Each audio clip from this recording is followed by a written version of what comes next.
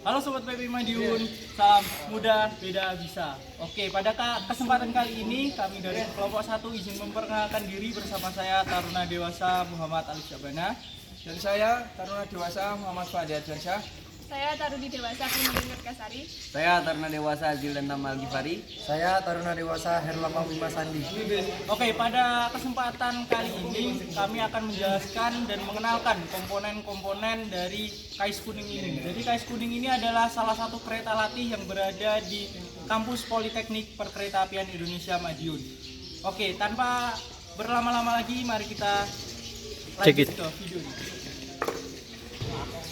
Oke, baik, untuk memulai memperkenalkan komponen dari Kais Kuning ini dan melakukan pemeriksaan sebelum kita mengoperasikan Kais Kuning ini, kita mulai dari luar terlebih dahulu yang dapat kita lihat, mulai dari semboyan 21 malam yang ada di atas, ada spion, dan ini ada semboyan 21 siang hari.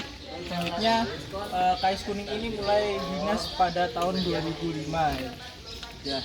Di sini juga ada beberapa komponen, ada exhaust dan ini ada auxiliary reservoir di sini. Nah, selanjutnya Kais Kuning ini memiliki bogi tipe SA105 buatan dari industri kereta api atau PT Inka di Madiun. Nah, di sini juga Kais Kuning ini memiliki komponen-komponen dalam sistem pengereman. Jadi yang terlihat di sini ada cylinder brake dan juga ada distributor valve.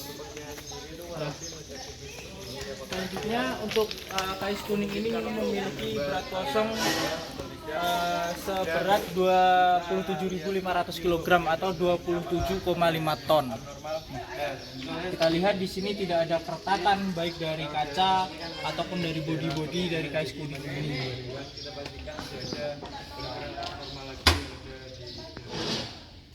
Baik, jadi untuk bagian yang pertama saya ingin menjelaskan untuk sisi muka dari kereta inspeksi ini.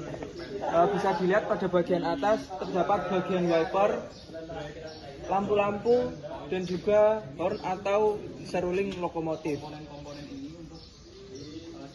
Dalam pengecekannya kita perlu mengecek baik kondisi maupun posisinya harus sesuai dengan kondisi yang seharusnya.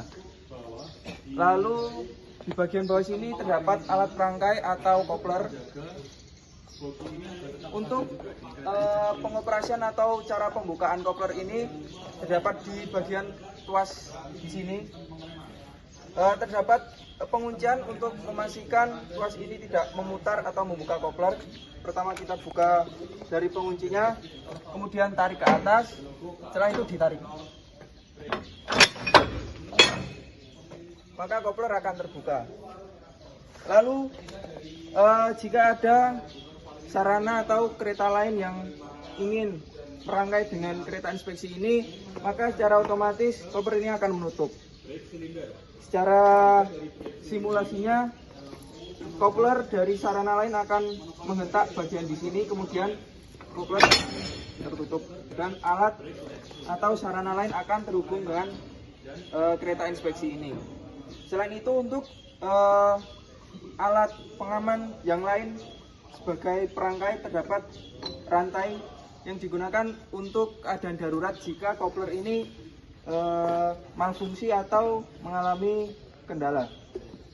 Setelah itu di sini ada isolating cord atau dikenal juga dengan istilah LH3, digunakan untuk menyambung tekanan udara ke sarana yang lain sehingga bisa dioperasikan menjadi satu oleh kereta inspeksi ini atau sarana yang lainnya.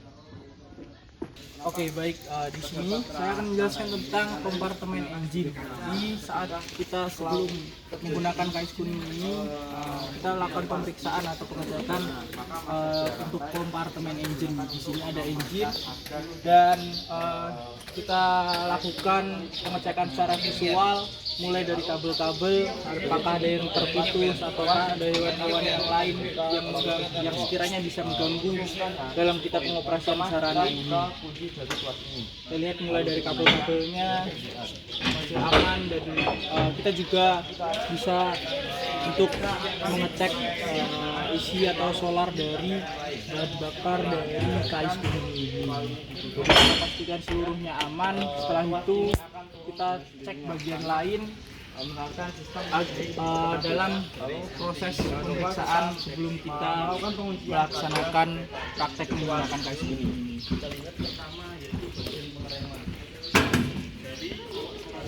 Oke, ini masih hampir sama dengan bagian dari kompartemen engine, tapi dari sebelah sini kita akan melihat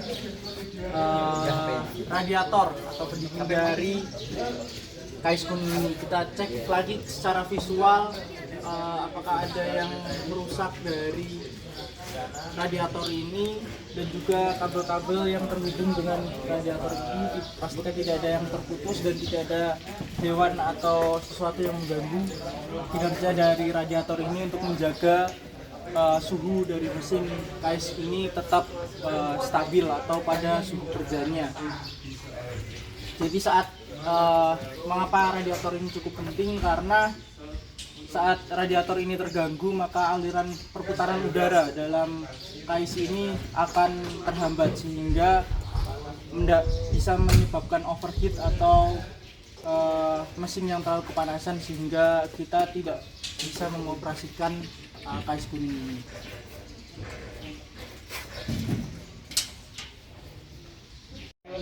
Oke, kita lanjut pada bagian underframe. Di bagian underframe, pengecekan dilakukan bisa juga dengan cara tunjuk sebut. Yang pertama, ada rem block, ada juga brake shoe dan pin-pinnya untuk pengaman, ada gardan shaft serta main reservoir. Kita cek semuanya apakah aman, serta pada bagian brake shoe apakah ada keretakan atau sudah aus, serta pin-pinnya apakah sudah aman dan kencang. Ini ada di ruangan kami, dan di sini ada meja pelayanan untuk masinis mengoperasikan sarana. Jadi di sini ada master control, di sini ada power control, ada P1 sampai P7. Jadi semakin ke depan kecepatannya akan semakin bertambah, dan untuk ke belakang itu untuk pengereman. Dan di sini ada master key untuk kuncinya, kunci sarana, kunci kereta. Dan di sini ada reverser handle, jadi untuk forward sama reverse, jadi untuk maju sama mundur. Dan di sini ada komponen lain, ada emergency stop, battery, fog light, headlight, wiper switch, room light, dimmer, emergency light, reset, signal light. Dan di sini ada panel-panel, ini untuk indikator-indikator lampu aja. Dan di sini ada buzzer. Jadi buzzer ini akan nyala ketika masinis lupa menekan tombol deadman. Jadi deadman-nya ada di sini ya. Di sini ada voltmeter DC. Biasanya tekanannya ada di 24 volt. Di sini ada cylinder pressure untuk tekanan di cylinder brake. Di sini ada untuk brake pipe sama main reservoir. Untuk yang jarum warna hitam itu untuk brake pipe, dan yang jarum warna merah untuk main reservoir. Yang di sini ada fuel meter untuk mengetahui volume bahan bakar yang tersedia. Dan di sini ada speedometer untuk mengetahui kecepatannya pada kereta ini. Dan di sini ada display engine. Dan di sini horn untuk membunyikan suling kereta ya. Dan pada KAIS ini terdapat 2 meja pelayanan di depan dan di belakang, tetapi hanya ada satu yang digunakan. Terima kasih. Di sini terdapat panel kontrol yang berfungsi untuk mengatur panel-panel yang terdapat dalam KAIS ini. Mari kita lihat di sini. Ya, panel kontrol ini terdapat banyak sekali saklar-saklar yang berfungsi untuk mengatur kelistrikan maupun lampu-lampu yang ada di dalam sini. Banyak sekali di sini. Saya juga nggak ngerti ini apa aja. Ya, lanjut. Dalam KAIS ini juga terdapat 2 engine. Di sini terdapat engine 1 dan di kabin sebelah sana terdapat engine 2. Di sini terdapat handbrake yang berfungsi untuk melakukan pengereman darurat ketika kereta mengalami keadaan darurat, baik itu sedang ada kecelakaan atau apa. Handbrake ini berfungsi untuk melakukan pengereman darurat. Fungsinya hanya untuk itu, tapi cara mengoperasikannya yaitu dengan memutar, dan ini untuk mengembalikannya. Ya, di sini terdapat DS1 dan DS2 yang berfungsi untuk mengatur kontrol yang terdapat di kabin 1 maupun di kabin 2. DS1 berfungsi untuk mengaktifkan atau mengontrol seluruh yang ada di kabin 1, sedangkan DS2 yang terdapat di kabin 2. Di sini juga terdapat engine 2 yang tadi saya bilang. Di sini terdapat apar. Mungkin itu saja pengenalan komponen dan juga pengecekan dari KAIS Kuning yang ada di kampus Politeknik Perkeretaapian Indonesia Madiun. Cukup sekian. PP Madiun, Mudah, beda, bisa. sampai jumpa di pertemuan yang selanjutnya. See you.